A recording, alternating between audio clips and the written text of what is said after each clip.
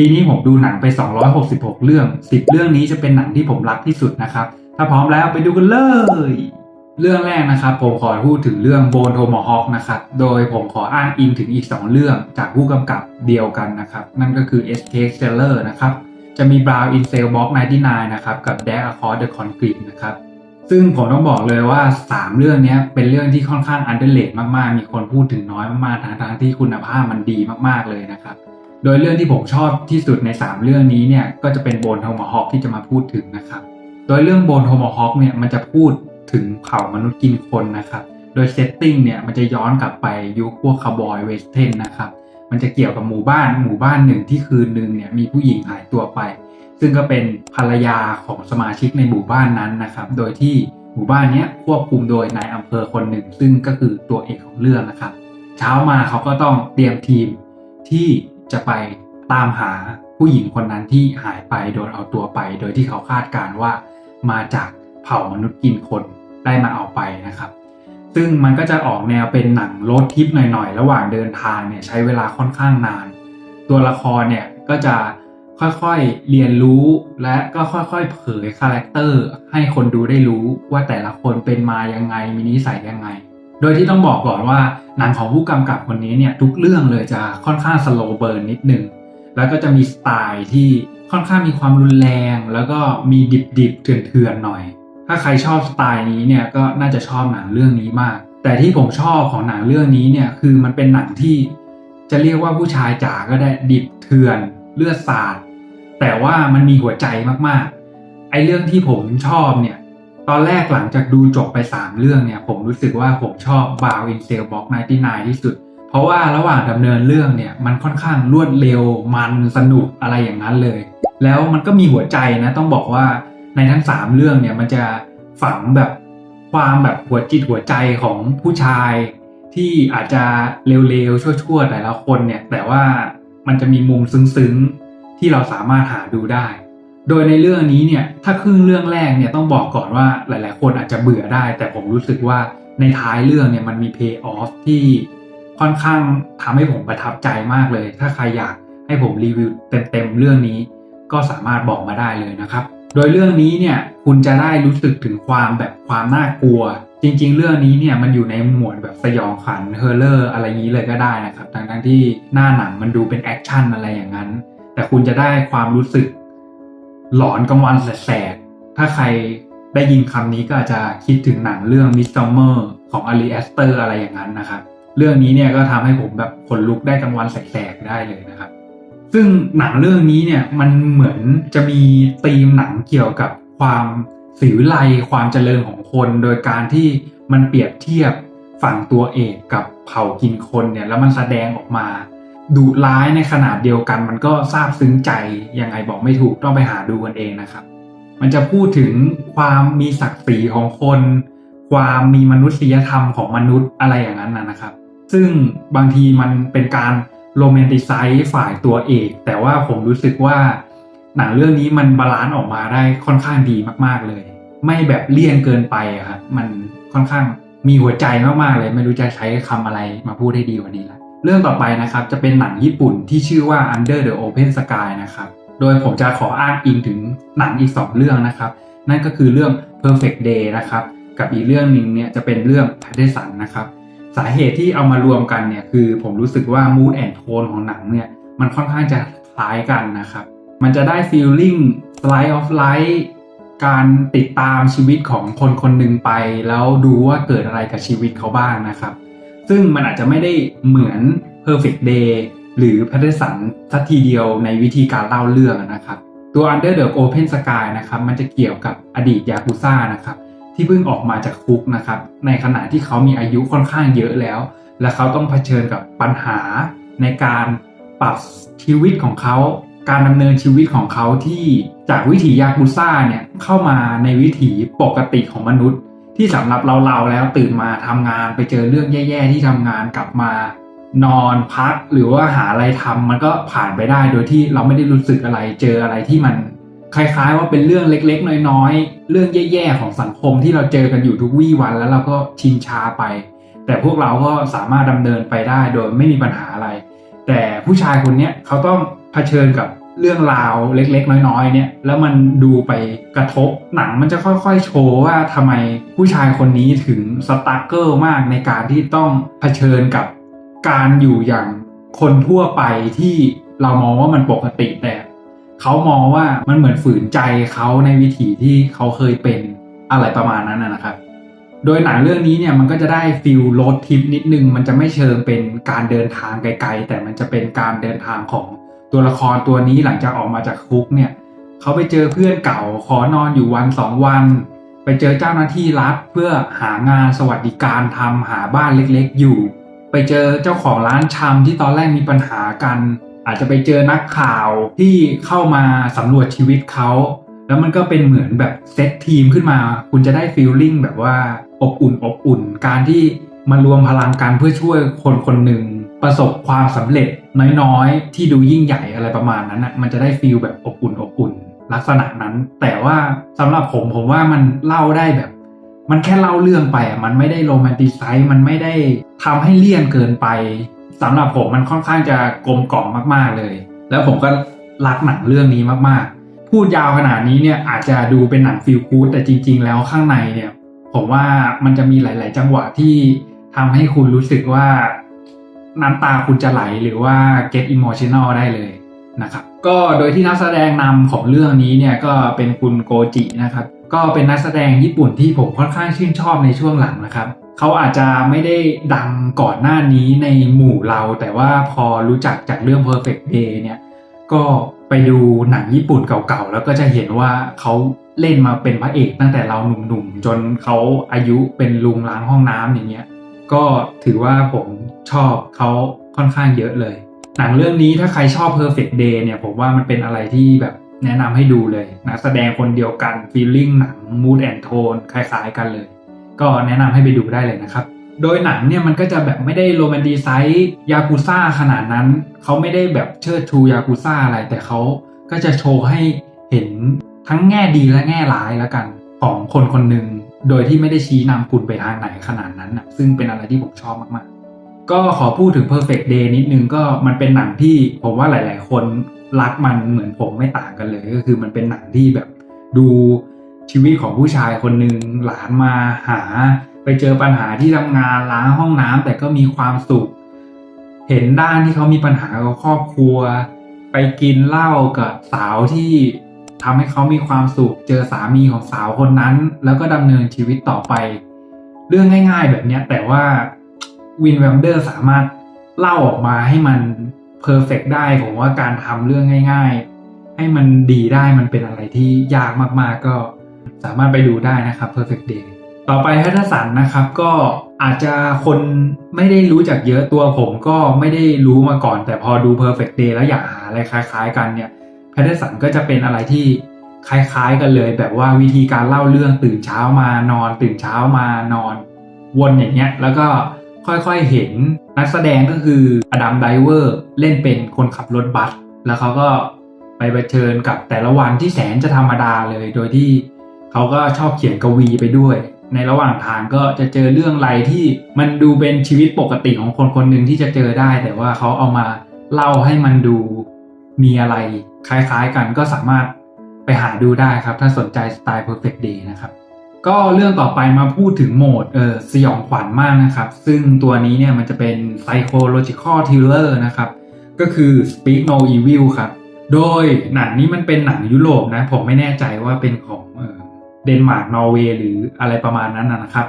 มันดีขนาดที่ฮอลลีวูดอเมริกาเอามารีเมคใหม่หลังจากผ่านไปปี2ปีนะครับแต่ว่าเท่าที่ดูมาก็คือไอเวอร์ชันออริจินอลเลยแหละมันเป็นมาสเตอร์พีซแล้วโดยที่เรื่องมันก็จะเกี่ยวกับครอบครัวหนึ่งเขาไปเที่ยวต่างประเทศโซนยุโรปเนี่ยครับแล้วก็ไปเจออีกครอบครัวหนึ่งที่ระหว่างทริปนั้นเนี่ยเขาก็ได้กินข้าวแลกเปลี่ยนความรู้สึกกันนิดหน่อยแล้วเขาก็แยกย้ายจากกันแล้วหลังจากนั้นเนี่ยครอบครัวที่เขาไปเจอเนี่ยส่งจดหมายมาชวนไปที่บ้านแน่นอนครับว่าพล็อตสยองขวัญเนี่ยเขาก็ต้องไปเจออะไรแปลกประหลาดแต่ว่าหนังเรื่องนี้เนี่ยมันจะไม่ใช่เป็นความแปลกประหลาดแบบหนังสยองทั่วไปที่มีเลือดมีความรุนแรงแต่มันจะเป็นความกระอักกระอ่วนจิตวิทยาความรู้สึกไม่สบายใจก็คุณอาจจะต้องเปิดใจนิดนึงถ้า คุณหวังที่จะมาดูหนังสยองขวัญเลือดสาดมันอาจจะไม่ใช่ทางของคุณแต่ถ้าคุณอยากเปิดใจดูหนังมันตามชื่อนี้เลยผมว่าถ้าคุณชอบคำว่า psychological thriller เนี่ยเรื่องนี้มันจะเป็นอะไรที่คุณต้องคิดถึงมันก็แนะนำให้ไปดูนะครับแต่ว่าถ้าใครที่ไม่ค่อยเปิดใจเนี่ยถ้าดูไปแล้วมีความหงุดหงิดเนี่ยมันก็อาจจะไม่ใช่หนังสำหรับคุณนะครับคุณก็ลองเลือกดูว่าคุณสนใจไหมต่อไปผมขอมาพูดถึงแนวโรแมนติกดราม่าแล้วก็บวกคอมเมดี้ด้วยหน่อยนะครับนั่นก็คือเรื่อง The Worst Person in the World นะครับหนังเรื่องนี้เป็นของประเทศนอร์เวย์นะครับมันจะเกี่ยวกับผู้หญิงคนหนึ่งที่เหมือนคล้ายๆกับ coming of age หน่อยๆแต่อาจจะไม่ถึงแบบตั้งแต่0 ถึง 100ขนาดนั้นมันจะเป็นระหว่างช่วงชีวิตของผู้หญิงคนนี้ที่เจอความสัมพันธ์กับผู้ชายคนหนึ่งทะเลาะกันรักกันแล้วก็นู่นนี่นั่นตามภาษาหนังรักนะครับแต่ว่าที่ผมชอบคือผมจะชอบหนังสไตล์ที่มันเล่าเรื่องแบบธรรมดาแต่ให้มันรู้สึกว่ามันมีอะไรชีวิตปกติไม่ได้ต้องมีแบบอะไรเวอร์วังครับเป็นความสัมพันธ์กับความสัมพันธ์ปกติเลยแต่เล่าให้มันมีอะไรรวมไปถึงวิธีการเล่าของผู้กำกับคนนี้มันจะมีฉากที่แบบเซอร์เรียลนิดนึงรวมไปถึงฉากที่มันไม่เซอร์เรียลมากแต่ว่ามันดูโรแมนติกเหลือเกินแล้วก็มันแบบครีเอทีฟในการสร้างซีนนั้นขึ้นมาอะไรประมาณนี้ครับอย่างเช่นแบบฉากที่ผู้หญิงคนนี้จะไปเจอกับความสัมพันธ์วิธีที่เขาจีบกันวิธีที่เขาเข้าหากันมันเป็นอะไรที่ดูแล้วผมว่ามันคือหนังรักที่ดีอีกเรื่องหนึ่งในขณะเดียวกันพอดูไปเรื่อยๆคุณก็จะเจอพาร์ทดราม่าที่มันกินใจคุณเหมือนกันที่มันแบบเรียกว่าเหมือนเศร้าได้แล้วก็ในบางพาร์ทมันก็ตลกเหมือนกันก็คือเหมือนผู้กำกับคนนี้หนังเรื่องนี้มันทำให้คุณไปในทางที่เขาอยากให้คุณไปได้ตลอดเวลาไม่ว่าจะเป็นโรแมนติกคอมเมดี้หรือว่าดราม่าก็สำหรับผมว่ามันเป็นหนังรักที่ผมชอบ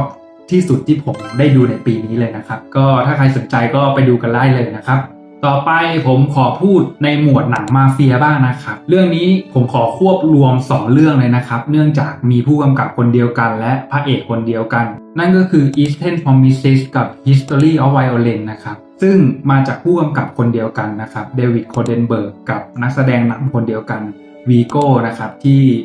จะได้มีชื่อเสียงจากเรื่อง The Lord of the Ring ที่เล่นเป็นพระเอกรวมไปถึงเรื่อง Green Book นะครับที่เล่นเป็นโชเฟอร์นะครับคนขับรถโดยหนังเรื่องนี้เนี่ยมันเป็นสไตล์หนังมาเฟียที่ผมว่าถ้าใครชอบเรื่อง Godfather Scarface หนังมาเฟียสไตล์เนี่ยผมว่าถ้าคุณดูหนังพวกนั้นแล้วชอบเนี่ยคุณต้องมาดูหนังแบบนี้ด้วยมันจะเป็นหนังมาเฟียของฝั่งคนรัสเซียมันอาจจะไม่ได้ดูแบบสุขุมนุ่มลึกแบบบีโก้คอริโอเน่อะไรอย่างนั้นใส่สูทผูกไทมีศีลธรรมอะไรอย่างนั้นนะก็เป็นสไตล์อีกสไตล์หนึ่งที่ผมว่าดูแล้วมันได้ฟีลลิ่งที่แตกต่างออกไปแต่ว่าสำหรับผมมันโคตรจะเข้าเส้นผมเลยก็ว่าได้ประมาณนั้นในส่วนของ Eastern Promises นะครับซึ่งเรื่องมันก็จะเกี่ยวกับผู้หญิงคนหนึ่งเข้าไปพัวพันกับแก๊งรัสเซียที่มีตัวเอกวีโก้ของเราเนี่ยอยู่ในนั้นแล้ววิธีการเล่าเนี่ยมันมีฉากแอคชั่นที่น่าจดจำด้วยแล้วก็มันมีสไตล์แบบเท่ๆยังไงบอกไม่ถูกเหมือนกันก็คือต้องไปลองดูเองผมว่าถ้าใครดูหนังมาเฟียทุกแบบมาแล้วยังไม่ได้ดูเรื่องนี้ก็ควรจะไปดูนะครับจริงๆผมก็ถือว่าพลาดมากๆที่เพิ่งได้ดูหนังเรื่องนี้ในปีนี้เพราะว่าถือว่าเป็นหนังที่อันเดอร์เรทอีกเรื่องนึงแล้วผมก็เพิ่งมาเคยได้ยินเนี่ยแหละอีกเรื่องนึงก็คือ History of Violence นะครับมันก็จะเกี่ยวกับผู้ชายเรียบง่ายคนหนึ่งที่มีแก๊งมาเฟียมาเข้าใจผิดว่าเขาเคยเป็นคนในแก๊งและแก๊งมาเฟียแก๊งนั้นก็เลยจะมาตามล่าตัวเขากลับไปอะไรประมาณนี้พล็อตมันค่อนข้างจะน่าสนใจนะครับแล้วก็เล่าเรื่องเนี่ยมันจะคล้ายๆกันเลยหมายถึงว่าวิธีการเล่านะแต่ว่าเนื้อเรื่องแน่นอนว่ามันแตกต่างกันอยู่แล้วซึ่ง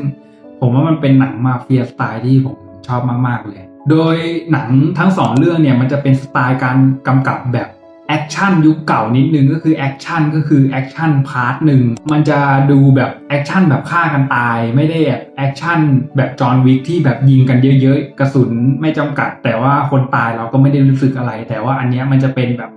แอคชั่นแบบคลาสสิกเลยถ้าใคร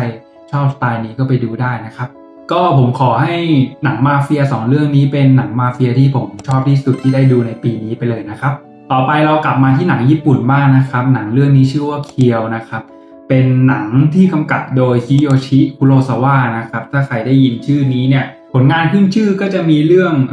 โตเกียวโซนาต้าจะมีเรื่องคลิปปี้เซอร์เปียนแพดแล้วก็จะมีเรื่องเพาส์โดยเรื่องนี้เนี่ยมันจะเป็นหนังสไตล์สืบสวนที่ถ้าเราพูดถึงหนังสืบสวนของฮอลลีวูดเนี่ยเราก็จะพูดถึงเซเว่นถ้าเราพูดถึงหนังสอบสวนของเกาหลีเนี่ยเราก็จะพูดถึง Memory of Murder แล้วถ้าเราพูดถึงหนังสืบสวนสอบสวนของญี่ปุ่นเนี่ยเราก็จะพูดถึงหนังเรื่องนี้เรื่องเคียวนะครับเท่าที่ฟังมาเนี่ยผู้กำกับเขาก็ได้แรงบันดาลใจมาจากเซเว่นของฝั่งฮอลลีวูดเนี่ยนะครับแต่ว่าถ้าคุณไปดูคุณจะคาดหวังว่าคุณจะไปเห็นอะไรแบบเซเว่นไม่ได้เลยมันจะเป็นอีกสไตล์หนึ่งไปเลยหนังเรื่องนี้เนี่ยมันจะเกี่ยวกับนักสืบคนหนึ่งที่เขาต้องไปไขคดีฆาตกรรมปริศนาที่มันเกิดขึ้นหลายๆเคสในโตเกียวแล้วก็ต้องไปไขคดีจนไปพบผู้ต้องสงสัยคนหนึ่งและมันก็จะมีความแบบเซอร์เรียลหน่อยๆมีเกี่ยวกับแบบว่าพลังจิตอะไรเข้ามาเกี่ยวพวกนี้ครับมันก็จะคล้ายๆกับเซเว่นที่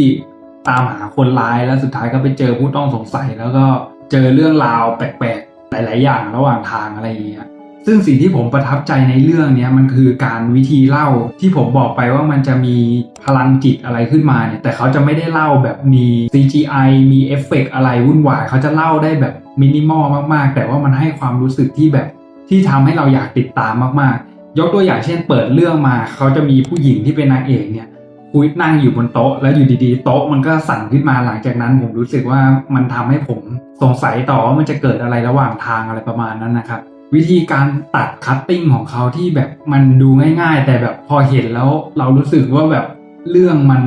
ดำเนินไปแบบนี้หรอหรือว่าแล้วผมก็ชอบวิธีการ execute อย่างเช่นการแบบตัดคัตติ้งง่ายๆแต่มันทำให้เรารู้สึกว่าแบบตกใจหรือว่าหวาดกลัวอะไรขึ้นมาประมาณนั้นนะครับทั้งที่แบบมันไม่ได้แบบคือมันไม่ได้โฉงฉางหรือมันไม่ได้อะไรเลยไม่รู้ว่าจะอธิบายออกมาเป็นคำพูดยังไงถ้าอยากรู้ก็ไปดูกันได้นะครับเคียวปี1997อีกอย่างคือหนังเรื่องนี้เนี่ยมันเป็นหนังอาชญากรรมสืบสวนสอบสวนแต่ว่าบวกไปในหมวดสยองขวัญด้วยเพราะงั้นมันจะค่อนข้างมีความแตกต่างจากหนังเรื่องเซเว่นแล้วก็ Memory of Murder คือเรื่องนี้มันจะ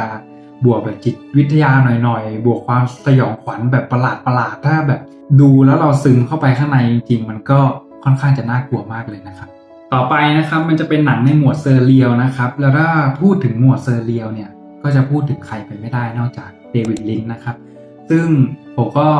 มีโอกาสที่ค่อนข้างช้าที่จะได้รู้จักผู้ชายคนนี้นะครับเนื่องจากว่าในปีนี้เนี่ยก็เป็นปีที่เขาเสียชีวิตไปแล้วก็มีคนพูดถึงเขาก็พูดถึงหนังเก่าๆของเขาโดยหนังเรื่องที่ผมชอบมากที่สุดเนี่ยก็คือ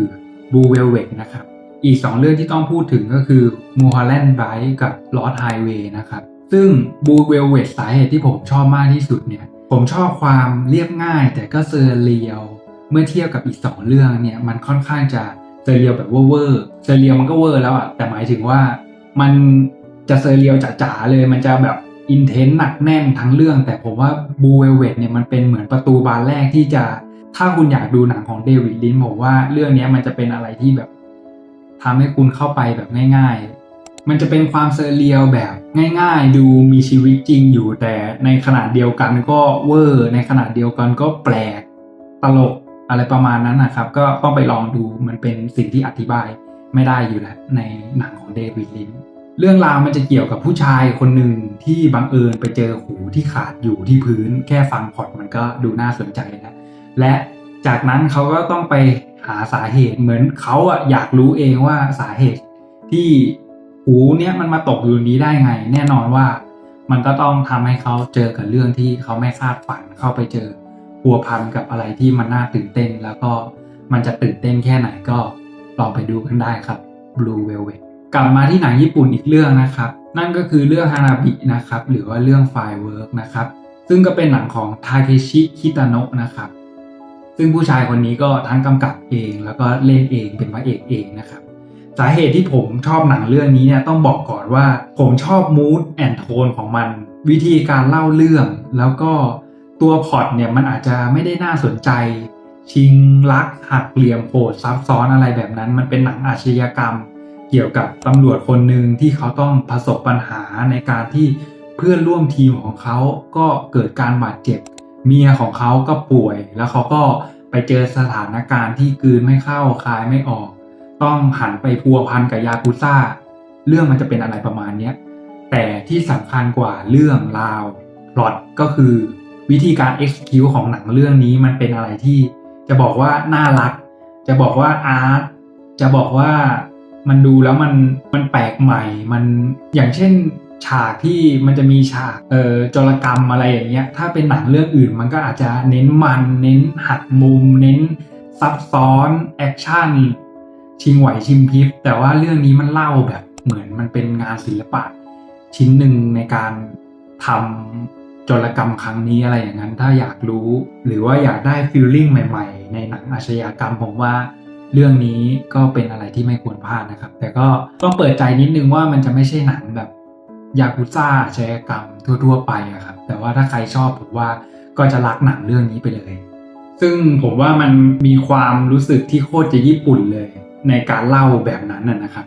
เรื่องต่อไปนะครับมาที่จะเรียกว่าหนังรักวัยรุ่นมันก็ไม่เชิงนะครับนั่นก็คือเรื่อง The Graduate นะครับซึ่งหนังเรื่องนี้เนี่ยมันเป็นหนังที่ค่อนข้างเก่ามากๆเลยนะผมก็เซอร์ไพรส์มากๆที่หนังเก่าขนาดนั้นแต่เราหยิบมาดูในยุคนี้แล้วมันยังทำให้เราแบบตื่นเต้นกับพล็อตที่มันก็น่าตื่นเต้นประมาณนึงแต่หมายถึงว่ามันก็เป็นการเล่าชีวิตของเด็กผู้ชายคนหนึ่งที่เพิ่งเรียนจบมาแล้วปรากฏว่าก็เหมือนมีคนมีอายุนิดนึงที่เขาก็มีสามีแล้วมาจีบมาสร้างความสัมพันธ์ให้เราเหมือนมีใจให้เขา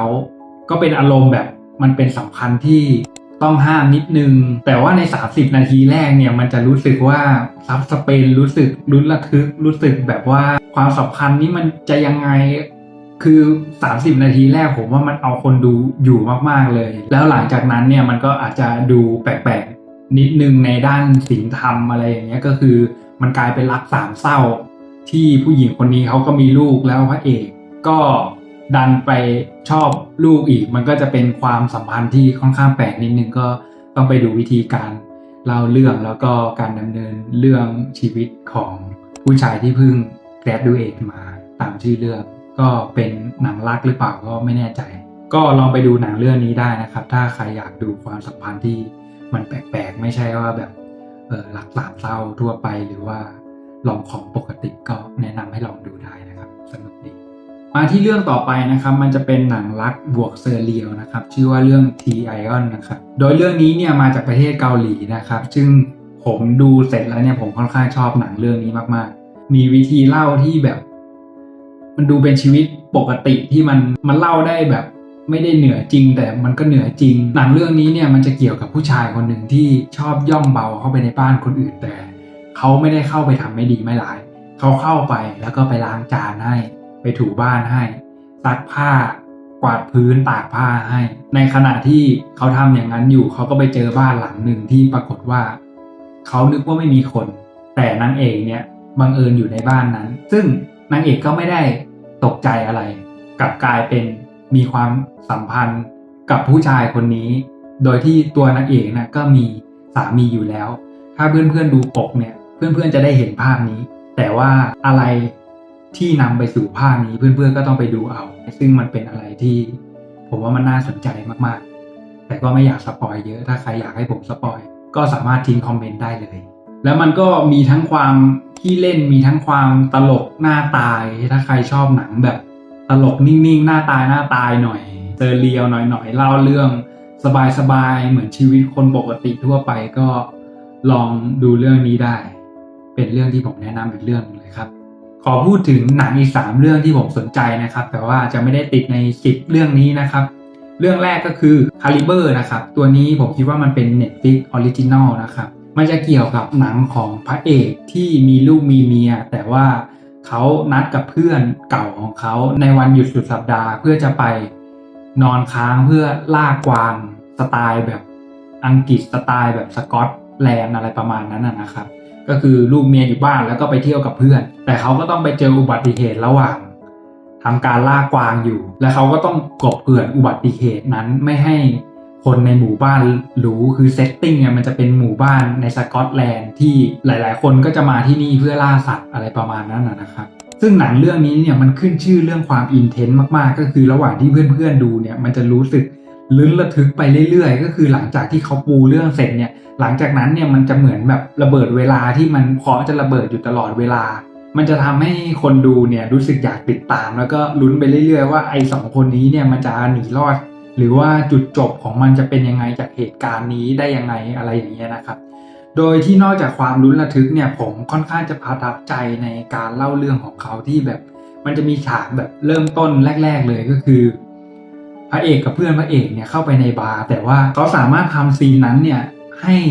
เราเนี่ยรู้เลยว่าเพื่อนพระเอกมันเป็นคนแบบนี้นะแล้วพระเอกมันเป็นคนแบบนี้นะเขารับมือกับเรื่องที่จะเกิดขึ้นแบบนี้เพราะว่าเขาเป็นคนนิสัยอย่างนี้ได้แบบสมเหตุสมผลมากจากการเล่าแค่ซีนเดียวในบาร์นั้นนะซึ่งผมว่าเหมือนเรื่องนี้มันไม่เสียเวลาที่จะเล่าอะไรที่ไม่มีประโยชน์เลยแม้แต่น้อยอ่ะแล้วผมว่ามันสนุกมากๆก็ถ้าใครสนใจก็ไปดูกันได้เลยนะครับเรื่องต่อไปนะครับมันเป็นเรื่องที่สแตนลีย์ คูบริกนะครับเจ้าของผลงานอย่าง The Shining นะครับหรือว่า Eyes Wide Shut นะครับเป็นคนบอกว่าหนังเรื่องนี้แม่งน่ากลัวที่สุดเท่าที่เขาเคยดูมาถึงขนาดโทรไปหาผู้กำกับหนังเรื่องนี้นั่นก็คือเรื่อง The Vanishing หรือว่า Spore Lost นะครับมันจะเป็นหนังก็คือเป็นหนังยุโรปไม่ใช่ของอเมริกาเกี่ยวกับคู่รักคู่หนึ่งที่ไปเที่ยวต่างประเทศในโซนยุโรปนะครับแต่ก็เกิดเหตุการณ์ขึ้นก็คือแฟนของเขาโดนลักพาตัวไปหลังจากนั้นเนี่ยเขาก็ค่อยๆออกตามหาแบบโดยเวลาผ่านไป3 ปีเขาก็ยังหาไม่เจอก็ยังพยายามหาอยู่ในอีกพาร์ทนึงเนี่ยส่วนใหญ่มันจะไปเล่าเกี่ยวกับตัวร้ายที่เป็นคนทำเรื่องนี้แต่มันกลับมาสไตล์นี้ก็คือมันจะไม่ได้มีความรุนแรงมันไม่โชว์เลือดมันไม่โชว์การทำอะไรที่น่าหวาดเสียวแต่มันจะทำให้คนดูจินตนาการและคิดเองถึงความน่ากลัวนั้นขึ้นมาซึ่งมันเป็นอะไรที่คุณต้องไปลองดูคุณถึงจะมีประสบการณ์กับเรื่องนี้ผมว่าความน่ากลัวของเรื่องนี้คือไอตัวร้ายเนี่ยมันเหมือนจะเป็นใครก็ได้ที่คุณเคยเจออาจจะเป็นที่ทำงานอาจจะเป็นคนที่คุณเจอตามถนนแต่คุณไม่คิดเลยว่าเขาจะเป็นคนอย่างเนี้ยหรือถ้าคุณเอกใจมานิดนึงว่าเขาอาจจะเป็นคนไม่ดีนะแต่คุณไม่มีทางคิดว่าเขาเป็นคนไม่ดีขนาดนี้ได้เลยเหรอวะแล้วในทุกๆวันคุณก็ปล่อยให้คนแบบนี้สามารถทำเรื่องที่มันน่ากลัวเหลือเกินซ้ำแล้วซ้ำเล่าจนกว่ามันจะสำเร็จโดยที่หลังจากมันสำเร็จแล้วคุณก็ไม่มีทางรู้เลยว่าเขาเป็นคนแบบเนี้ยผมไม่แน่ใจว่าจะอธิบายให้มันเข้าใจยังไงแต่ว่าผมพยายามอธิบายให้มันเป็นคำพูดมากที่สุดแหละถ้าใครอยากรู้ว่ามันเป็นยังไงก็ลองไปดูกันได้นะครับเรื่องที่ผมอยากแถมอีกเรื่องก็คือเป็นอนิเมะนะครับชื่อว่า Chainsaw Man นะครับหลายๆคนก็คงเป็นหนังที่ชอบของใครหลายๆคนนะครับสิ่งที่ผมชอบก็คือมันสามารถเล่าเรื่องที่มันดูจะแบบผิวเผินแต่ข้างในเนี่ยมันแฝงไปด้วยความหมายที่ลึกซึ้งแล้วผมว่าแม่งโคตรเท่เลยที่แบบเล่าเรื่องที่แบบนักล่าปีศาจทั่วๆไปที่แบบหลานผมที่อายุ10 กว่าขวบสามารถดูได้เป็นเรื่องแบบสนุกบ้าๆบอๆทะลึ่งตึงตังทั่วๆไปแต่ผู้ใหญ่ที่มาดูก็สามารถเข้าใจได้ว่าเรื่องนี้มันกำลังสื่อถึงนัยยะอะไรบางอย่างเกี่ยวกับความฝันที่ธรรมดาของคนคนหนึ่งที่โดนดูถูกหรือว่าอะไรก็ตามแต่ว่ามันก็เป็นความฝันอยู่ดีของคนคนนั้นอะไรประมาณนี้ครับแล้วก็ชีวิตที่แบบความรักธรรมดาที่คนไม่เห็นค่าแต่มันก็เป็นความรักที่เขาฝันอยากจะมีหรืออะไรประมาณนั้นนะมันก็ใครที่เคยดูอยู่แล้วก็น่าจะชอบมากๆหรือใครที่ไม่เคยดูก็แนะนำใน Netflix ก็น่าจะยังมีอยู่นะครับก็จบไปแล้วนะครับหนัง10 เรื่องจาก266 เรื่องที่ผมดูในปีนี้และอยากจะแนะนำให้เพื่อนได้รู้จักนะครับถ้าใครสนใจ Letterboxd ของผมก็สามารถไปดูได้นะครับผมก็จะมีลิสต์หนัง100 เรื่องที่ผมชอบหรือว่าลิสต์ที่ผมดูในปีนี้อะไรอย่างเงี้ยนะครับนอกจากนั้นก็สามารถสนับสนุนด้วยการกดสินค้าใต้คลิปไปดูกันได้นะครับใครอยากให้ทำคลิปเกี่ยวกับการพูดคุยถึงหนังสไตล์นี้อีกก็สามารถคอมเมนต์ไว้ได้เลยหรือว่าเรื่องที่ผมพูดไปแล้วอยากให้รีวิวละเอียดอยากให้มาพูดถึงก็สามารถบอกมาได้เลยนะครับวันนี้ก็ลาไปก่อนนะครับบ๊ายบาย